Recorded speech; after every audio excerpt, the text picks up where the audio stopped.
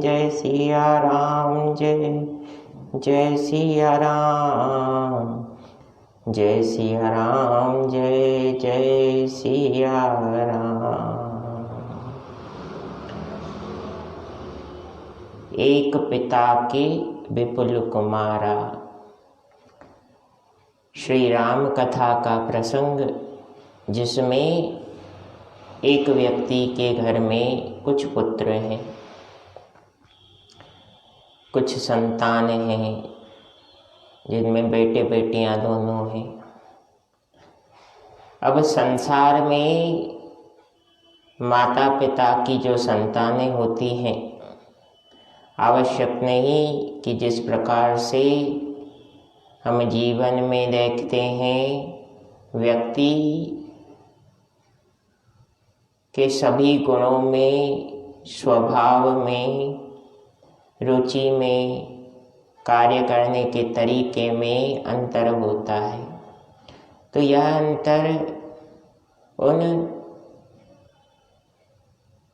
महात्मा के पुत्रों में भी था। अब महात्मा भगवान की पूजा अर्चना करते और अपने जीवन का उपार्जन भी उसी मार्ग द्वारा किया करते थे।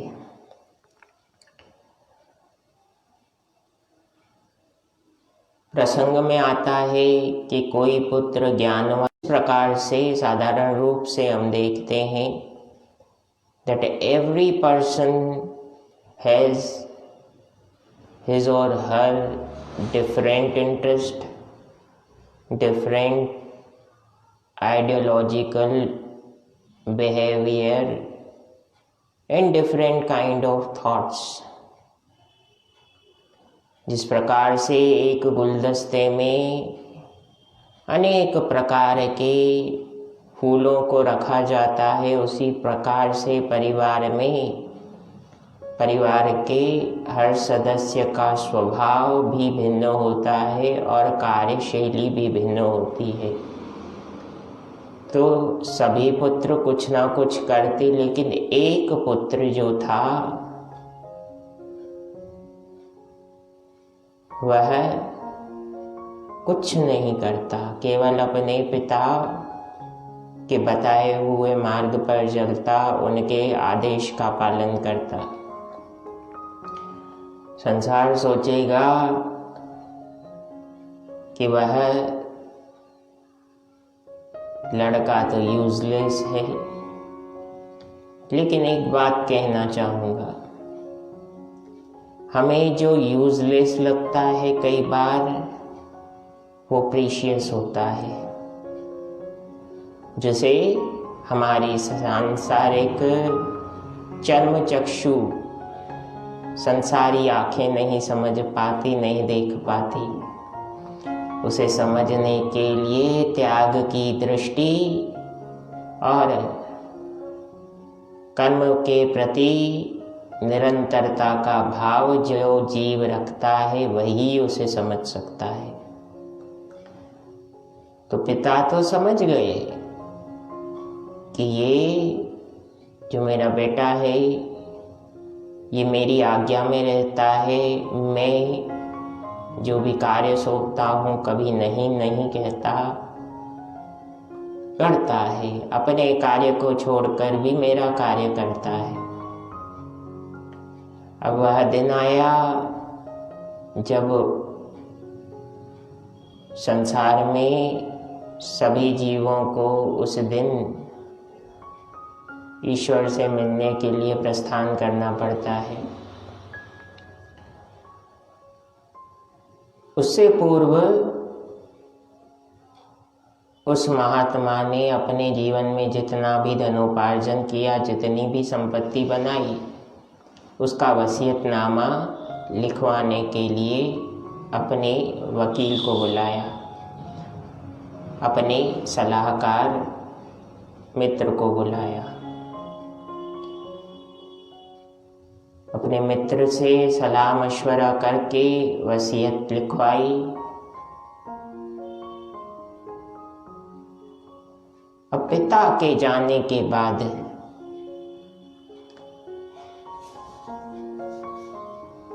सभी पुत्र उस एक बेटे को छोड़ के आपस में बातें बनाने लगे कि वसीयत में मेरा हिस्सा अधिक होगा, जैसे कि संसार में होता ही है। लेकिन जो पिता का विश्वस्त बेटा था वह पिता के जाने के बाद सुध बुध खोकर घर के कोने में बैठा है।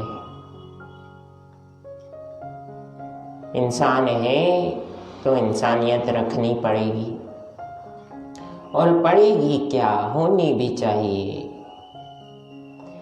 हम किसी पर उपकार नहीं करते। ईश्वर ने जो भी कर्म हमें दिया है, बड़े नसीब वाले हैं वो व्यक्ति जिन्हें माता पिता की सेवा करने का सौभाग्य मिलता है। भगवान श्री राम जब भरत जी से मिलते हैं 14 वर्ष के वनवास को पूर्ण करने के बाद, तो भरत को हृदय से लगाकर कहते हैं, भरत तूने माताओं की जो सेवा की है उस सेवा से तो मैं इस जन्म में वंचित रह गया।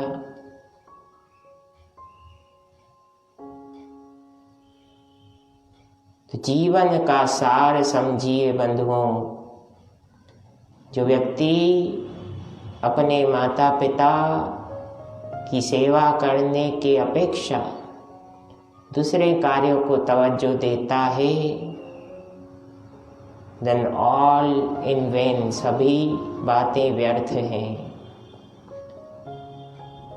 चलिए प्रसंग में चले। जो छोटा बेटा था वह भावुक हुआ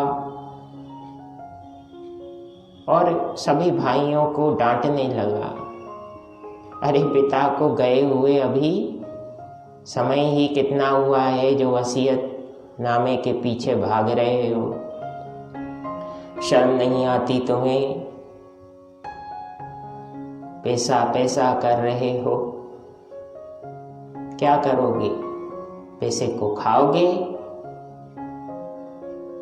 जब पिता को तुम्हारी आवश्यकता थी उस समय तो अपने अपने कार्य में व्यस्त रहे, अब नाटक कर रहे हो, नौटंकी दिखा रहे हो, वह भी किसके लिए, संपत्ति के लिए।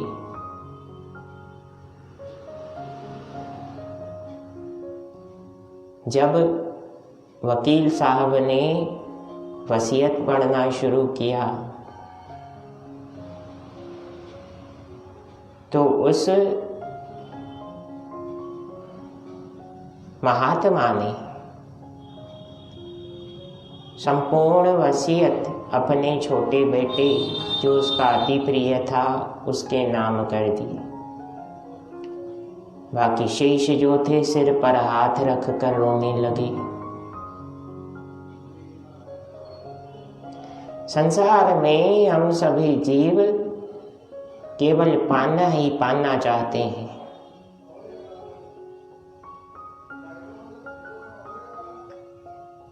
बड़ों को सेवा भाव से अगर कोई कुछ कर रहा है तो उस पर हंसते हैं, बेवकूफ है, मूर्ख है, क्या कर रहा है। प्रारंभ में भी मैंने कहा कि उस गूढ़ता को समझने के लिए चर्म चक्षुओं से काम नहीं चलेगा। मन में जो ईश्वर राम रूप से विराजे हैं वे जब जागृत होते हैं तभी हमें समझ में आती है that what is the importance of those people who are actually interconnected with us, and parents stand on first position of it. इसलिए भगवान को प्रसन्न करना चाहते हैं तो सहज और सरल रास्ता बता रहा हूं। पसंद आए तो दूसरों को शेयर भी कीजिएगा। शायद यह प्रसंग किसी के लिए लाइफ चेंजिंग साबित हो। माता पिता की सेवा कीजिए। संसार के सभी सद्महापुरुषों की सहज रूप से कृपा और विशेष रूप से श्री राम की सहायता उस जीव को निश्चित रूप से मिलती है, इसमें कोई संदेह नहीं। जय सिया राम, जय जय हनुमान।